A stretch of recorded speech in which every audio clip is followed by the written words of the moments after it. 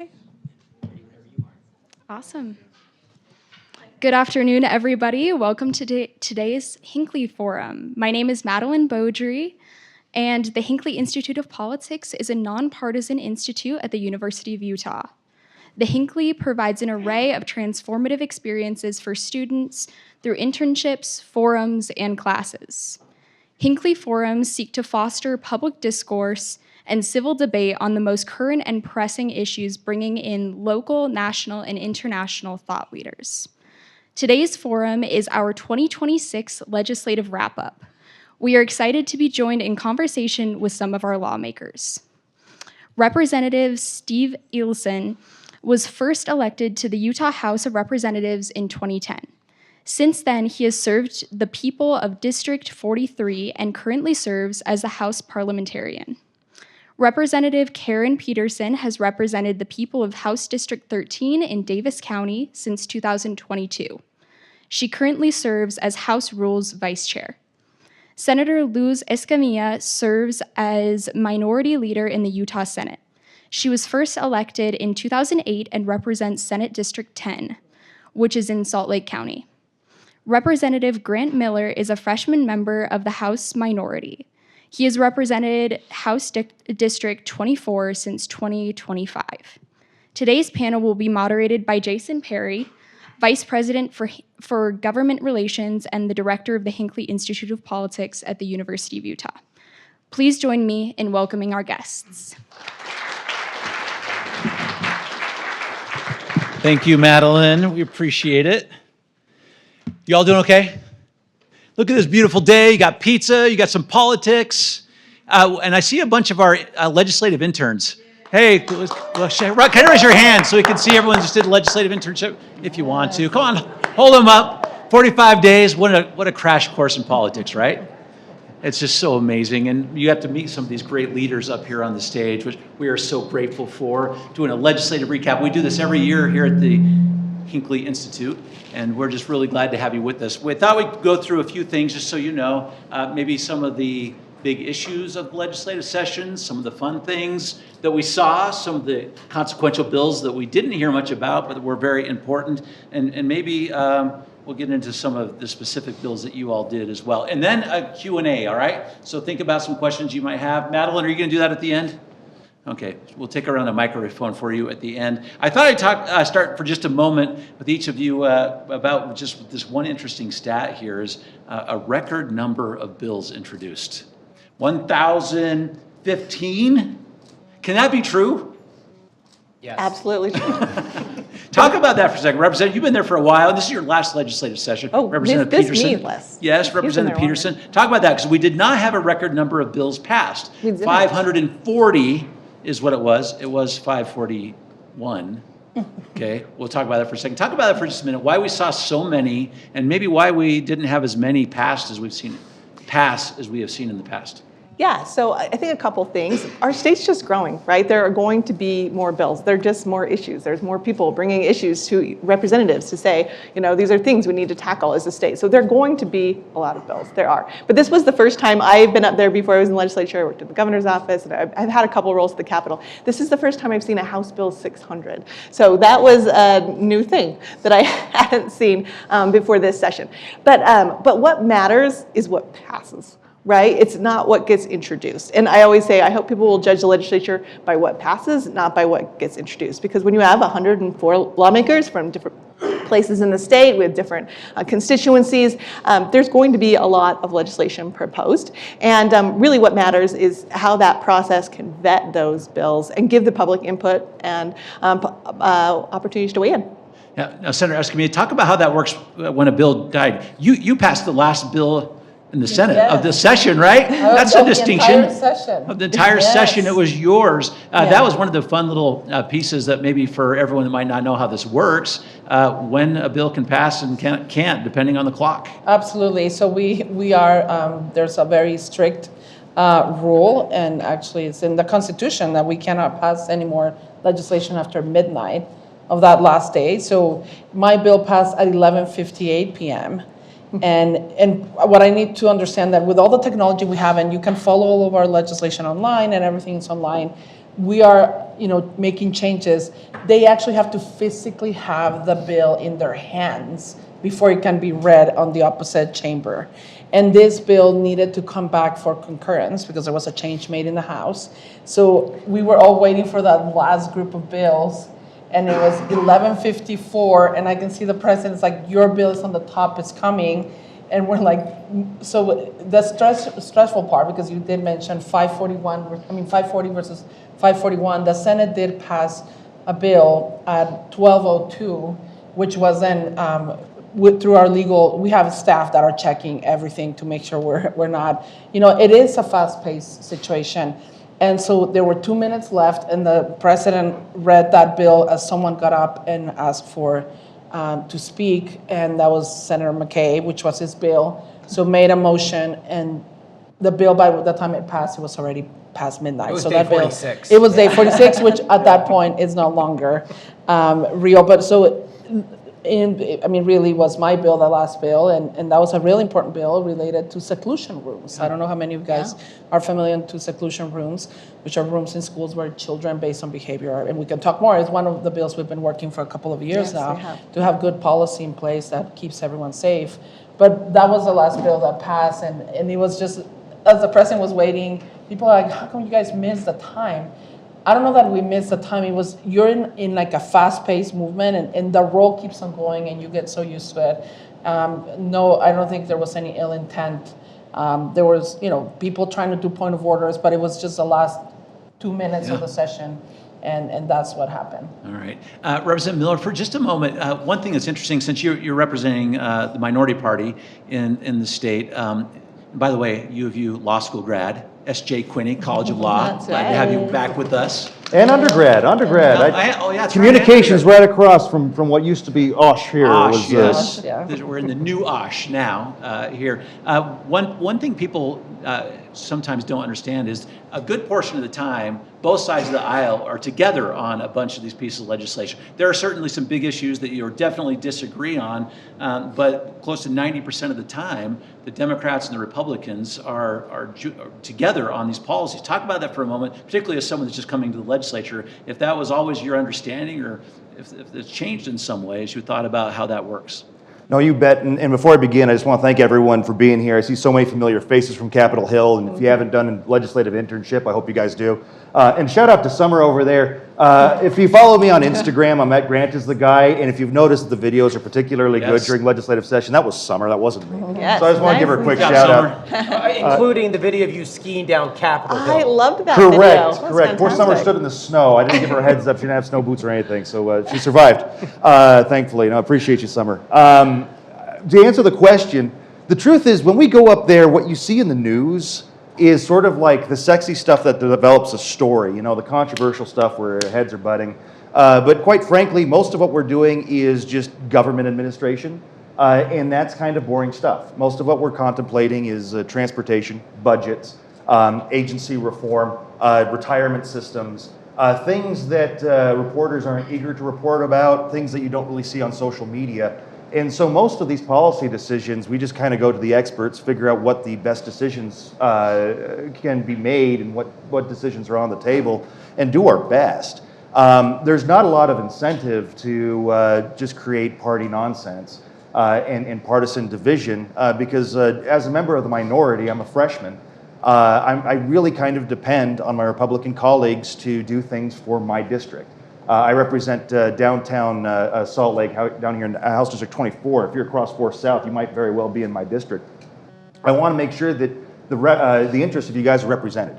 And if I can't effectively make policy, then you guys don't effectively have a voice up on Capitol Hill. And I want to give a lot of credit to the majority, because in most other states, regardless of whether or not it's supermajority Democrat or supermajority Republican, they treat the minority poorly, and they don't allow the minority to pass any bills whatsoever, and that's not true in Utah.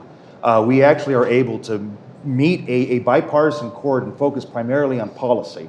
That doesn't mean that we don't go to our corners and fight for our values, but it means that most of the time when we're trying to develop policy, we're trying to do what's best for Utah as a whole and not necessarily what's best for Instagram or Facebook or whatever the news media wants. Representative Ellison, when you look back over this session, was there a particular theme that you think, sort of emerged. Sessions take on their life of their own, and you're certainly involved in the details of legislation. Boy, that's really challenging with so many bills, but Why don't you pick one that you worked on in particular? yeah, one that I was the House sponsor of was an income tax rate cut. There was a lot of talk about reducing the gas tax, which we did do. We, in our roles, regardless of which party, we hear from a lot of constituents saying, hey, property taxes are high, sales tax are high, gas tax is high, income tax is high. Even though relatively speaking, our tax code is actually really good compared to other states. But you hear from a lot of people that are like, I'm one paycheck away from not being able to make my mortgage payment or pay my property taxes. And so we received, this happens, we've cut taxes for 6 years in a row now, income taxes. Not by huge margins, but one of the criticisms we get is, why do you cut taxes when we have so many unmet needs? That's where the balance comes in. If you look at the amount of the tax cut compared to our total budget's what? 31.6 billion. Almost 31 32 billion. 36.6. The tax cut 31.6. was, I don't know, 120 million. So it's really kind of a gnat's belch in the hurricane in terms of the total budget. But it does show fiscal restraint. I mean, since I got elected in 2011, our budget has nearly doubled from like 11 million to 32 billion. That's almost tripled. And the state's population hasn't done anywhere near that, had that type of growth. So we're trying to make Utah still a business-friendly place, but also every tax cut benefits every person in the state of Utah if they are paying taxes. And particularly if you're on the lower income spectrum, that $50 probably means more than somebody who's making $1 million. So that was a continued theme of looking at where we can cut taxes, and ironically, we kind of get more criticism for it than we do praise, but it depends on your perspective. But can I add something? Because I think this is one of those issues where it's a very partisan issue. The way some of these tax pieces, not all of them, because we all came really strongly supporting the childcare tax pieces for childcare, which I think we know is a crisis. But on this one, I think the Democrats have continuously been saying, especially after losing $300 million for federal taxes, right? Through the reform at the federal government, can we just take a pause for a year and not do it? So we've been consistent, and those conversations have happened publicly, very openly, about saying for us, it was, can we just hold back for a year when we have this new uncertainty in a way with $300 million less, and not do that ongoing, which have been, like the good representative mentioned, smaller, it's not Arizona that made a gigantic one, and then it was in red numbers and struggling to even make it.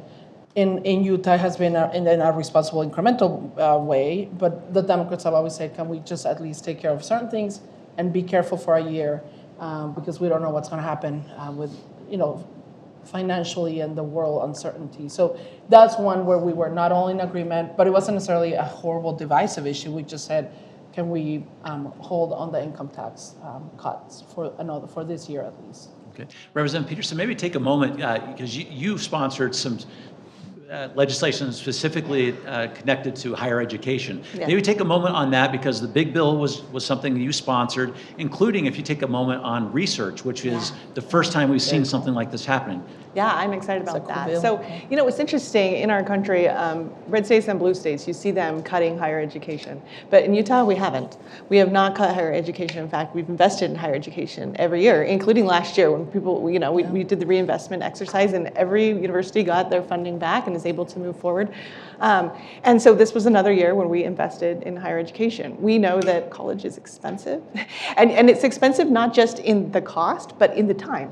What you're coming up here to do. But we need you. Higher education is the best economic driver in our state. And as we align the programs at our institutions with the opportunities that you all will have when you graduate, it helps everyone. It helps individual students, and it helps our state.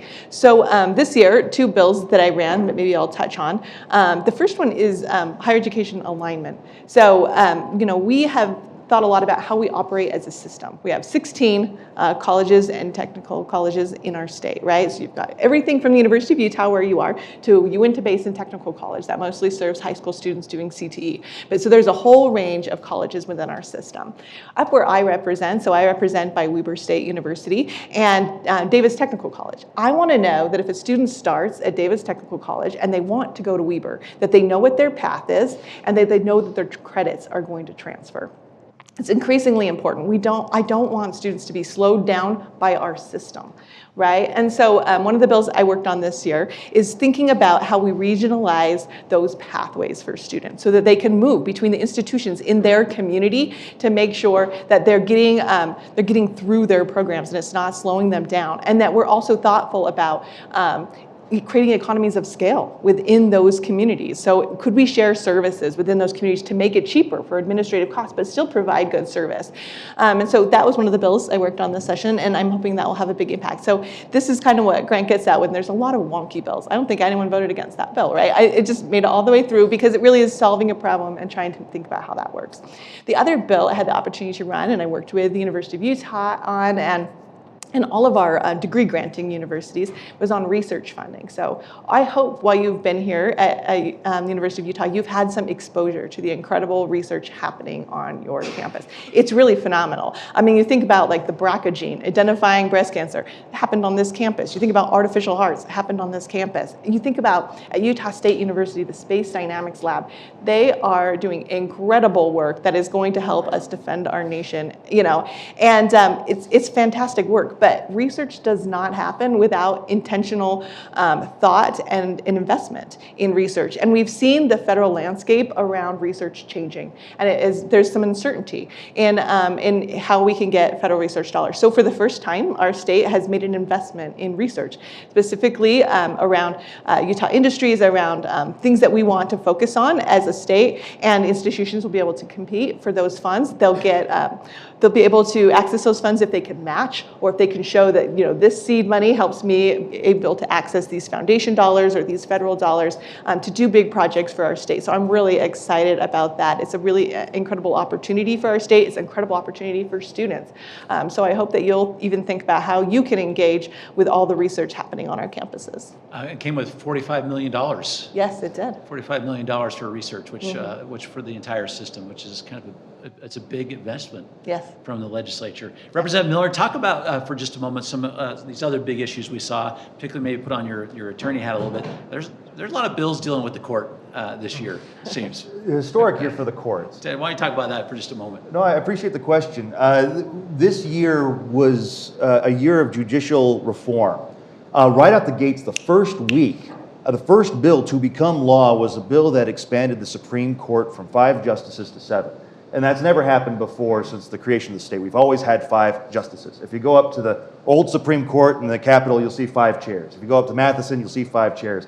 And that bill actually included a fiscal provision, about $1.3 million, to remodel the 5th floor of Matheson, because that courthouse was built with 5 justices in mind, and now they got to change that dais. Along with that bill, we also expanded the Court of Appeals from 7 judges to 9. As well as sending a few resources downstream to district court judges. Yeah, 3, 5. So the 3rd district court. Yes. 5. Yeah. And 2. Yeah, I think so. So Utah County, which are needed. We needed those. Oh, we need. I'm a public defender myself, and so the more resources that we have. My concern always with the courts is accessibility. It's an entire branch of government that is designed for the people to interface to solve problems. And it's one of those things that's hard to interface with if you don't have an attorney, if you don't understand the system. And so my concern when that bill came through and what I talked about on the floor was the need to put even more resources downstream, not focus on the top, but focus on the bottom where people actually need that help and where the courts need that help. And not to take too much time, but also of interest is this constitutional court. Recently, if you guys have been following, I know you're good political students, so I know you've been following along, the tension between the judiciary and the legislative branches of government, where the legislature has been passing a lot of bills and the judiciary has been saying, no, that's not constitutional. And the legislature says, well, if you want to determine whether or not something's constitutional, we're going to have a 3-panel constitutional tribunal as opposed to 1, and that's not uncommon. In the federal system, we have things that look like that. But that was something I also opposed because of my philosophy. You can appeal, you have a Court of Appeals now, 9 judges, so you have a district court judge plus 9, that's 10, and then you have Supreme Court, that's another 7. So what's another 2 judges going to do for judicial review? I think that our current system is fine. But regardless, we do now have a new form of constitutional review. Senator Escamilla, sometimes you have big bills that move the needle in some ways, but there's also sometimes some successes in bills that didn't get through. And sometimes some of these you are working on in particular as well, and you're very effective in this role too. Maybe you can talk about something that didn't cross the finish line.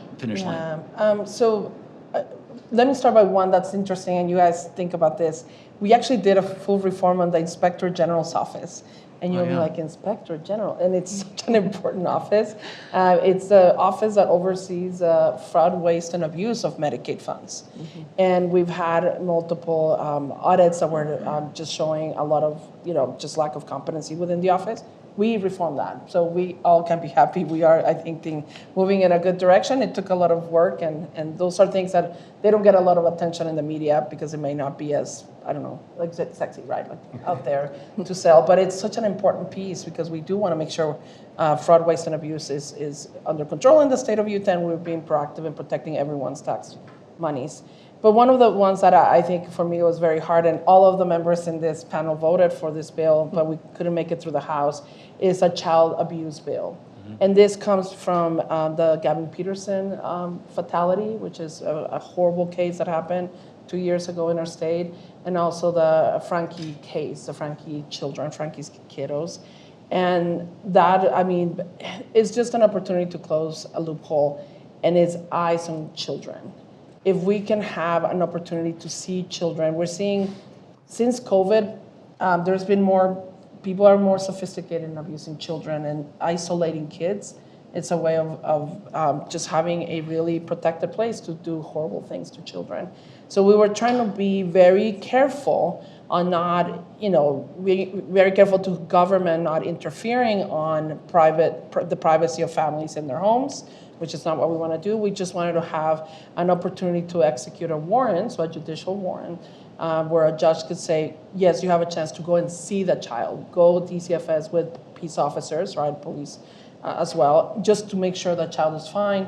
After a very, kind of like a lengthy process, there's enough evidence that there's a clear threat to the child, and we haven't seen the child, and they've been attempts to try to see the child. We think the Frankie's kids, which were saved because one of them escaped, right? I mean, the story is very documented in Netflix and Hulu. They were very brave, these children, because 2 of them are still very young, minors, including the older children that are adults now, to be sharing the story. And so to see the bill didn't pass the last 2 days was very, it was very hard. I've been there long enough to had things, we're in the minority, we learn.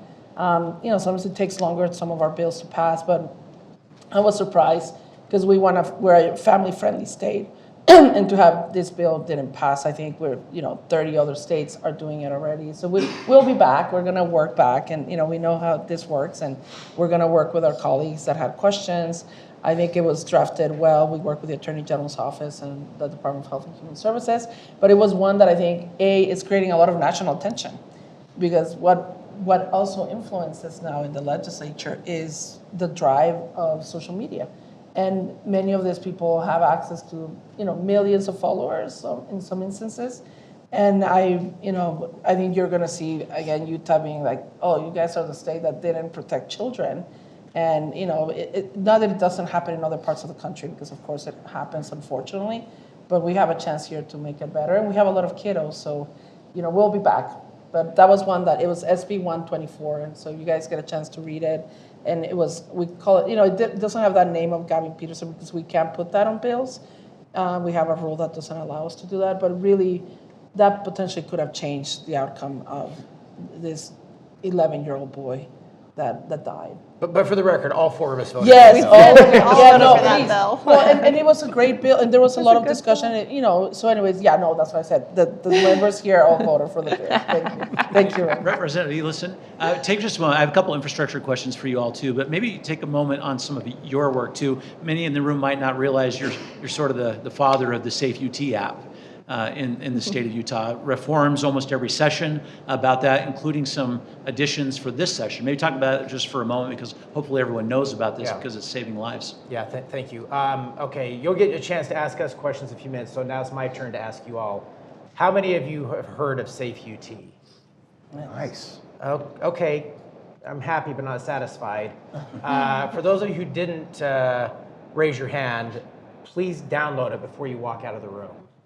It's a free app sponsored by the state of Utah. You can use it to do two things. One, report anonymous tips about safety incidences. I'm actually missing a Safe UT Commissioner meeting right now to be here, but today in the meeting, we were talking about campus threats that have been reported through the app. Some of our most horrendous school shootings have been on university campuses. So if you see something, say something. You can do it anonymously and confidentially through the app. Number two, which is actually what the app is mostly utilized for, is crisis intervention. So you can talk with a licensed clinical social worker at the Huntsman Mental Health Institute, that's part of the University of Utah, 24/7, 365. You can do it on the phone or texting through the app, again, anonymous and confidential. If you were to go out and set up an appointment with a clinician, you'd have to get insurance or arrange to get to their clinic at a certain time, worry about a copay. Safe UT is in your hand, no AI, just live caring people 24/7. And you don't have to be on the verge of, a suicidal crisis to reach out. If you just feel like life's getting overwhelming, you need someone to talk to, they're always there for you. You can also use it to talk about, hey, I've got a friend who is not doing well and I don't know what to do to help. And you can do that also. Second question, who's heard of 988? Okay, not as good. Okay, 988 is the National Suicide Prevention Lifeline. Sometimes people say, why do you guys run resolutions? Because we run bills and we run resolutions. A resolution is us just kind of making a statement. Well, in 2017, I ran a resolution calling on Congress to create a 3-digit number for the National Suicide Prevention Lifeline number, which at the time was 1-800-273-TALK, still available. But we worked with Senator Hatch and Congressman Chris Stewart to run federal legislation that passed basically unanimously, and that switched that number to 988. So we have 911 for physical health, 988 for mental health. You can always text or call 988. So there's the kind of commercial version of that.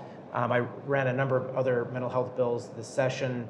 One of the bills, which is wonky and in the weeds, but our legislative auditor found that almost 70% of the time when somebody is going to seek mental health treatment and they have commercial insurance, they start calling providers in that directory. Almost 70% of the time, they're ghost providers. They're not accepting new patients, they're no longer at the clinic.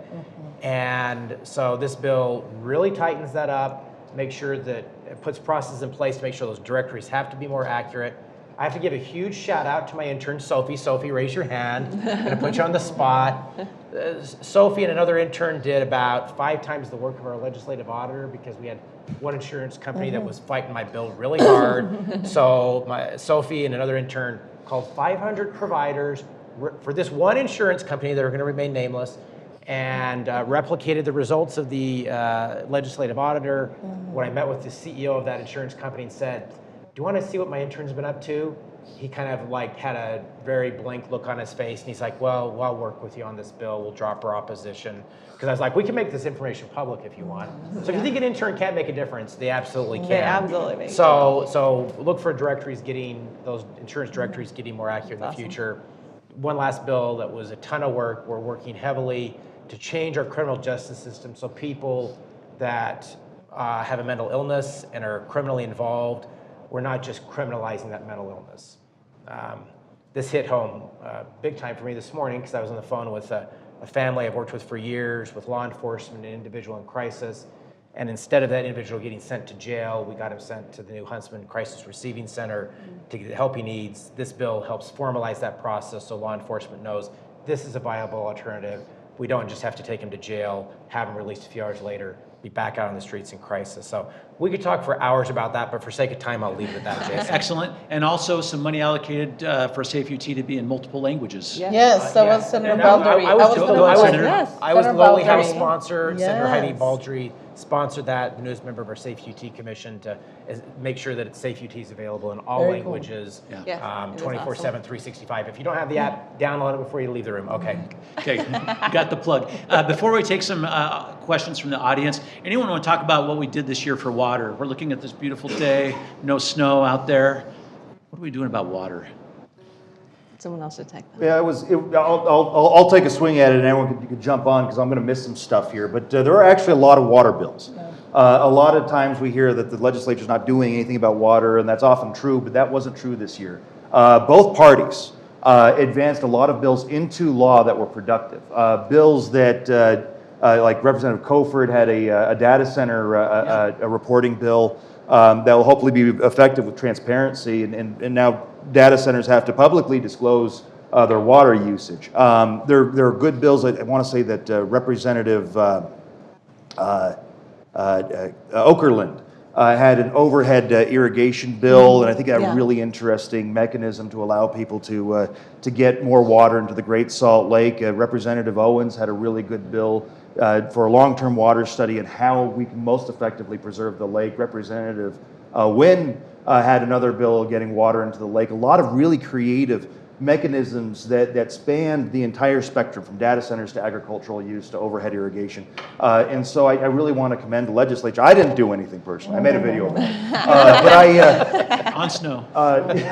Exactly, but the legislature was very proactive, keeping in mind that we have no snowpack this year. So hopefully that'll help in some way alleviate our ongoing drought. Well, and I like how I mean, this has been an evolution, and some of us have been there for a long time. You know, one is to see the alarm on the Great Salt Lake, and it's beyond alarm, right? So now it's a massive crisis. Also recognizing that there was not agreement between Nevada, Colorado, Utah, Arizona, and the Colorado, river situation. So that puts now the feds, interestingly enough, on the play set that we didn't have before. We did get some settlement on a case with the federal government that provided $60 million to the Great Salt Lake. And it was actually pretty favorable. I mean, it is what it is, right? And with this administration. And that it also keeps that space available for public and for the public to go and engage. So it was like one little area close to the Great Salt Lake we were fighting with the federal government for 30 years. It's been solved, thank goodness, right? It just took 30 years of litigation. But so now, and money involved. So what's happening now is, and we have people say eminent domain, water rights. We actually, I think, are in the right place in terms of, purchasing and engaging on this water rights issue, where people still feel that their property rights are protected, but they're doing it because they actually think it's important to do it. But what's now the crisis is there's no water. I mean, like, even if we have funds, and there'll be more funding, and the funding is there, committed. It's now, we're talking about desalination. I mean, like, now really thinking stuff that 5 years ago was a joke is now like, holy cow, we may actually have to be driving water from somewhere. Or desalination, which is very expensive with California. I mean, it's the amount of new things that people are having to agree that it's desperate times calls for desperate actions. That's where we are. It is desperate times, everyone. So the other part is we probably need to change the way we consume water. And that is all us, right? I mean, we live in a desert, but we use water like we live. I mean, seriously, we're just, it's not matching. So it's not only what government is doing, it's really, I think all of us should be really proactive to understand that, wanting your backyard fully landscape in Utah is not okay. Like, it's not okay. So, and it's a struggle because we all love the green and it looks beautiful. And you have half-an-acre homes with all of this stuff. Like, just to maybe strike a little bit of fear in everybody, we had a presentation years ago from hydrologists at Utah State that went back for several thousand years doing tree ring studies on the Great Basin. And their conclusion was, since the pioneers rolled into the valley, it has been raining and snowing like crazy. And so when they divvied up the Colorado River as part of the compact, they thought, we have those water. And they're like, just kidding, wrong numbers. they found we've had periods of 70-year-long droughts. Oh, We're about 15 years into a current cycle. So, sorry to break the news to you.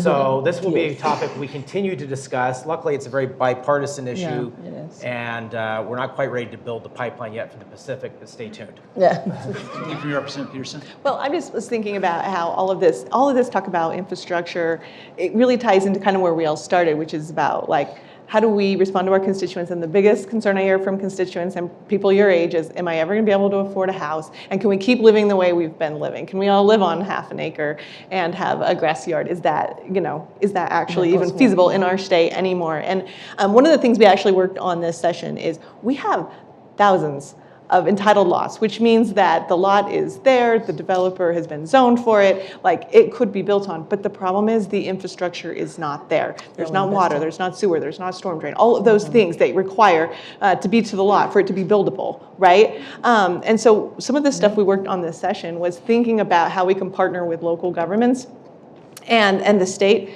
to get infrastructure to lots where they're going to build affordable housing, not just for every lot, but for lots where they're going to build affordable housing. And as we talk about housing and we talk about our state changing and we talk about people coming here and more people and how we deal with our resources, I think when we think one of the key elements is the state is not going to solve all these problems. We have to figure out how we partner with local governments and others to come up with solutions for this as our state changes, and we can't just live the way we've always lived. Excellent. You ready for some questions? Who's got the microphone? There's Madeline there. So if you have a question, raise your hand and then wait for Madeline to give you the microphone. Just stand up, say your name, and if there's a person you're directing it to, go ahead and do that. Or if it's for everyone, we can just figure that out. Hello. How do you decide, like, between when an issue's presented, how do you decide, okay, hey, we need to take initiative and take action now versus, okay, hey, this may be an issue in 2 years. Do we preemptively take action, or do we take action when it's in like a bigger issue? Like more relating to the water, it's been kind of like a slowly prevalent issue for the last couple of years, but now it's seeming like, okay, hey, like there hasn't been a lot of snow, now it's huge, not like a huge issue as it's been, but now it's a lot more prevalent. Where do you how do you justify when to take action with this issue? Good question. Who wants to take it? I'll start. Maybe when like a really concrete example, and I didn't mean to say it that way, but like roads, is that you think about if you drive right now to Eagle Mountain, it's a horrible experience. It's going to take you forever to get to I-15 out to Eagle Mountain, right? And so sometimes we're like, we have to do something right now. That is a problem. People cannot get out there. That is not working for our state, right? At the same time, we should be thinking about what are we doing now on corridor preservation so we don't have another Eagle Mountain situation? What are we doing to make sure we've got spaces for roads so we know when those developments come, we already have preserved the space for a road to go there and we're not taking out people's homes, right? So I think there's always this balance of sometimes you do have to respond to things right then that you maybe think, gosh, we should have probably responded to that later, but that area grew so fast and we weren't, we didn't stay ahead of it. So now we're gonna have to do that, right? But so there is this balance of deciding what you can do, and the resources are finite. So it's always about prioritizing the resources that you have. And sometimes it's to put out the fire, and sometimes it's to prevent the fire, right? But also, I think the state, we have developed infrastructure of commissions and boards that are experts, because we are generalists. I mean, we probably all have our professional background. I mean, we have an attorney, you're in the healthcare system, like whatever your business or work or your profession, you have legislators from every background you can imagine. But when we're legislating 1,000 bills, reviewing them in a budget in 45 days, we're more generalist than anything. So we rely heavily on the experts, so institutions, so research. And for example, you have Wasatch Regional Council. So all the regional councils are having 15 to 25 year projects and ideas on roads and growth. You have nonprofit organizations, they're so critical, that are dedicated for children, for kids with, people with disabilities, Disability Law Center, which was a big conversation this year, and we can talk for hours about what's happening in that area. And so, all of those groups having influence on prioritizing the issues. makes a lot of sense. And then there's also a very human reality. All of us also have lives and children and families. Sometimes legislators, the drive is a personal experience or someone, their constituents' experiences that hit home. You're like, holy cow, this is happening in my neighborhood. The other one we didn't talk is homelessness. I mean, there was a conversation opening a 1,500 bed facility on my district, where there's going to be an ICE detention facility now of not 7,500, and the state prison is going to be, it's like, at one point, this planning conversation, then you're just reacting sometimes to whatever is happening. But I think there's also an ecosystem of experts that are providing information that are more proactive versus reactionary. Okay, can I just give one really quick example that's a success story? Many, many years ago, state leaders, in conjunction with the federal government, created something called the Central Utah Project, which is our system of reservoirs and diversion tunnels.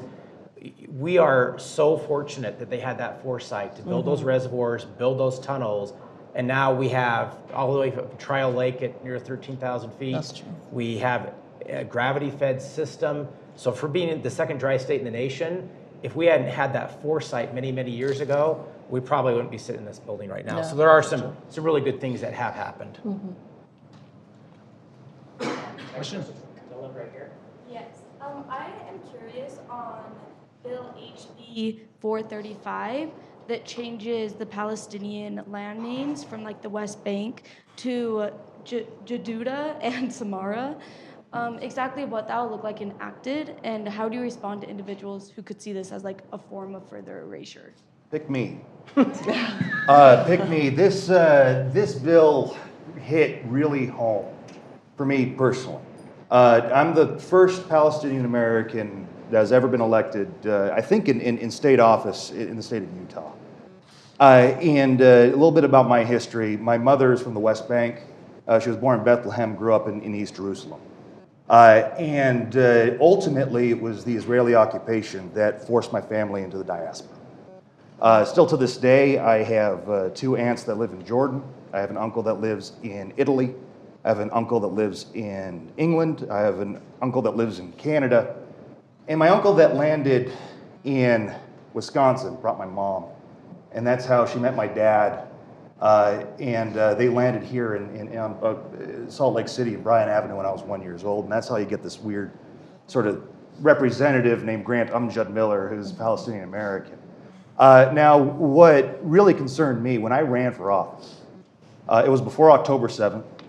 My mother pulled me aside, and we always grew up with prejudice because we're Palestinian. And she said, what happens if everyone finds out you're Palestinian? So it'll never be germane or relevant in Salt Lake City. I was wrong. October 7th came around, and the prevailing wisdom was to shut up about Palestinian rights. Don't say anything about it. My mother was worried about me. She had all these Jordanian identification documents, passports. She said, Habibi, take these, tell everyone you're Jordanian, don't talk about Palestine. I said, we're not going to do that. The campaign's about fighting for vulnerable communities. And right now, we watch the siege on Gaza as a genocide. I stand by that, it's genocide. We're going to talk about it. And for me to see that bill is a perpetuation of the erasure of Palestinian culture, history, and national ambition. The idea there is to completely destroy any semblance, any existence of the Palestinian people, period. And there was nothing more profoundly disturbing to me to know that the state of which I'm a representative wanted to erase who I am as a person. And when I saw that bill, it drilled down real deep. I owe great gratitude to a lot of players in higher places than I could reach that understood the gravity of what that bill actually meant. I have profound gratitude to Jewish leaders of this community that I reached out to that agreed that this bill at the end of the day would have no policy impact. It's not like anyone at the UN or anyone in the Knesset is going to look at this and change their mind, but what it will do is it will force people in vulnerable communities, in the Jewish community, in the Islamic community, the Arab community, to come and have a cultural showdown at the state capitol. And after there's a bomb threat in a synagogue and an attempted assassination of an imam, that was the worst thing you could possibly do in a temperature that's 100 degrees of political violence in this community. And the fact that that bill even existed, I mean, it really kills me in my heart to the deepest level. And I'm grateful to everyone that worked really hard to make sure that we never had to have that painful discussion in public. So thank you for bringing it up, and I'm glad we didn't have to do it. Who's got a microphone? So please, everybody raise your hand right now so we can choose the next few. We probably have On this one side or of the two room. max. We'll go alternate. Sounds great.